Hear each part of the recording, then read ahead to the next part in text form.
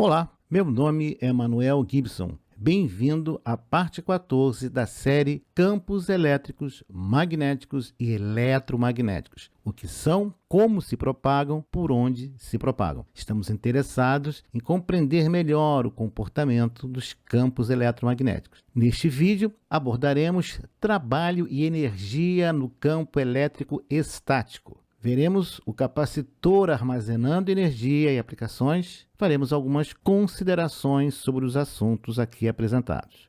Vamos iniciar com trabalho e energia no campo elétrico estático.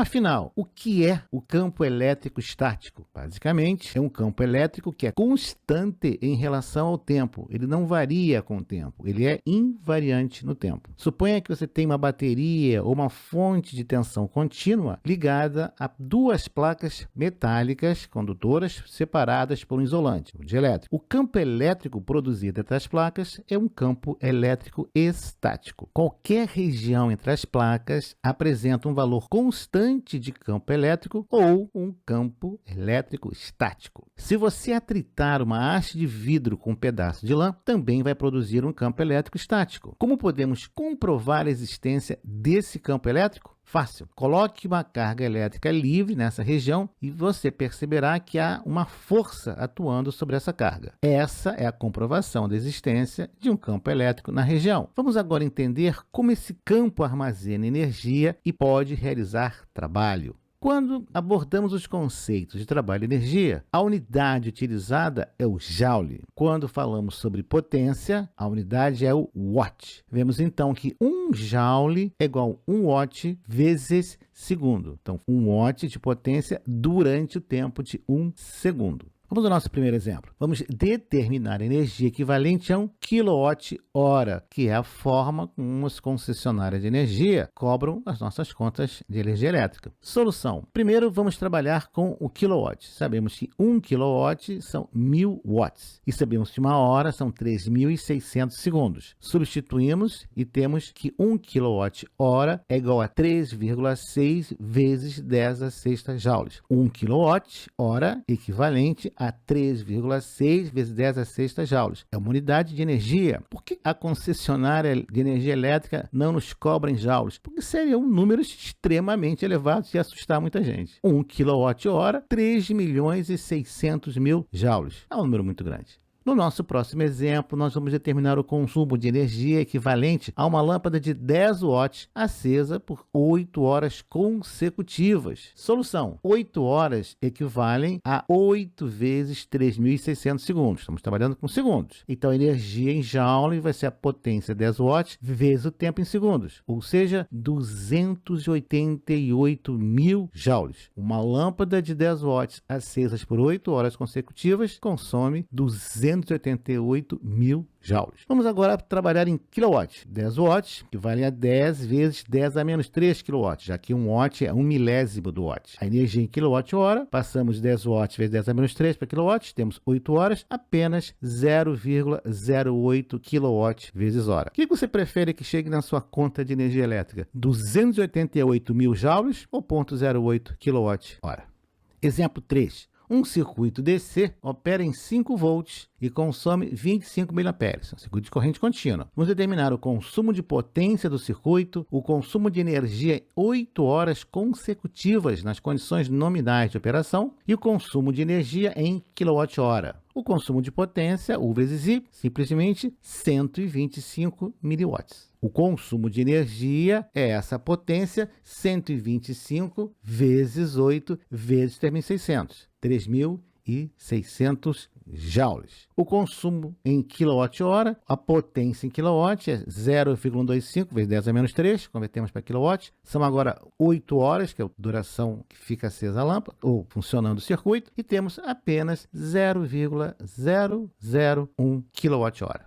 O conceito de trabalho e energia estão associados, basicamente, dizer que é a mesma coisa na física é um pouco complicado. Trabalho e energia são expressos em joules. Você pode aplicar energia, conseguir trabalho, ou de um trabalho, energia. Podemos apenas transformar energia, nunca criar ou destruir. Sempre que convertemos um tipo de trabalho e energia em outro, perdemos uma parte na forma de calor. Qual a energia que é armazenada no campo elétrico estático?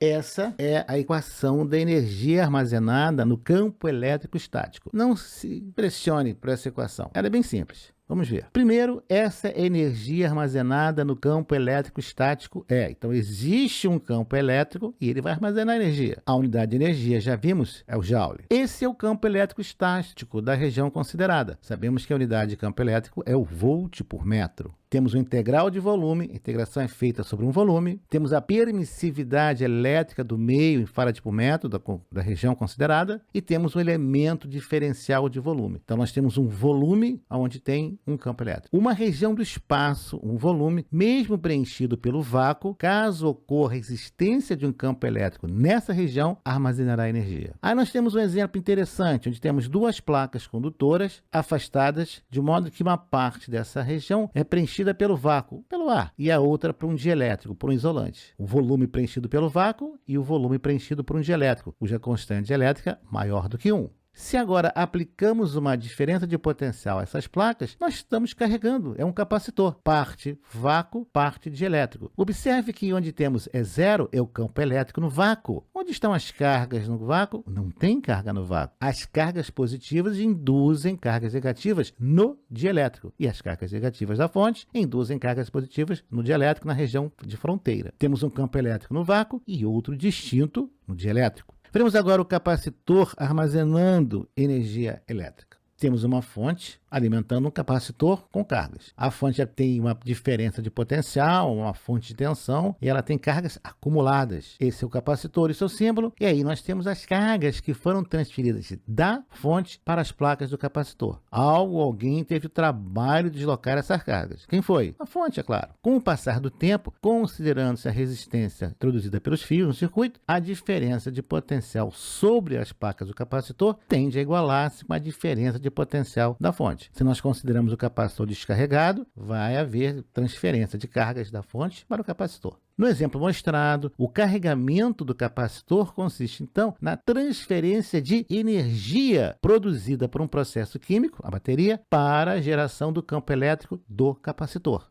Caso estejamos utilizando uma fonte eletrônica, estamos convertendo a energia da fonte de alimentação ou rede elétrica para a formação do campo elétrico. Sim, painéis solares também. Aliás, quase toda a energia disponível no planeta tem origem no Sol. A figura representa a transferência de cargas elétricas da fonte para as placas do capacitor. Esse é o sentido convencional da corrente e esse é o sentido real da corrente. Sim, eu sei, são as cargas negativas que deslocam. Nós já conversamos sobre isso em vídeos anteriores. Mas fazer o quê? A convenção é o movimento das cargas positivas. Aí está, convencional e real. Sabemos que deslocar cargas na direção oposta à força devida a um campo elétrico requer trabalho, energia. Quem é que fornece essa energia? Onde é que está essa energia? Quem fornece energia é a fonte. E a energia vai ser armazenada no campo elétrico do capacitor. A transferência de cargas da fonte para o capacitor ocorre até que o capacitor esteja com a mesma diferença de potencial entre suas placas do que a diferença de potencial da fonte. Veja que ΔU agora está na fonte de tensão e nas placas do capacitor. Qual é o limite de tensão ou a diferença de potencial que podemos estabelecer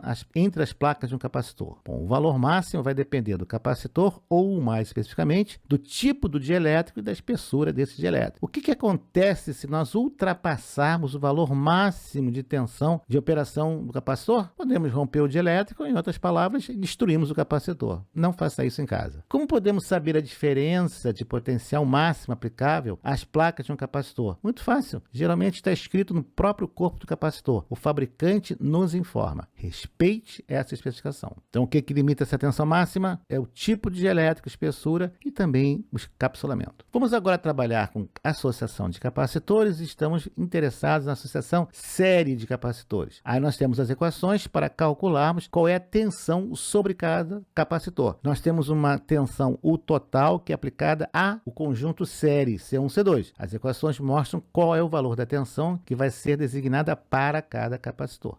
Vamos ver um exemplo. Dois capacitores C1 e C2, respectivamente 10 nanofarad e 100 nanofarad, são ligados em série. O conjunto total é submetido a uma tensão de 100 volts. Determine a tensão sobre cada um dos capacitores. Vamos calcular primeiro a tensão sobre C1. U1 é a tensão só total vezes C2 sobre C1 mais C2. Veja que 100 nanofarad é o outro capacitor. Temos uma tensão de 90,91 volts. A tensão em C2, capacitor de 100 nano, vai ser 100 vezes 10 nano sobre o somatório dos dois. E nós obtemos 9,09 volts. Veja que interessante. Das equações mostradas e deste exemplo, podemos inferir que o capacitor com a menor capacitância é submetido a maior diferença de potencial. Você que trabalha na área de manutenção, alta tensão, isso é muito importante. O capacitor de maior capacitância é submetido, portanto, a menor diferença de potencial. Veja na tabela. O capacitor de 10 nano é submetido a 90,91 volts. O capacitor de 100 nanofarad recebe apenas 9,09 volts, uma tensão 10 vezes menor. Então, nós temos 100 volts aplicado aos capacitores em série, temos 10 nano com 90,91 volts e 100 nanofarad com 9,09 volts.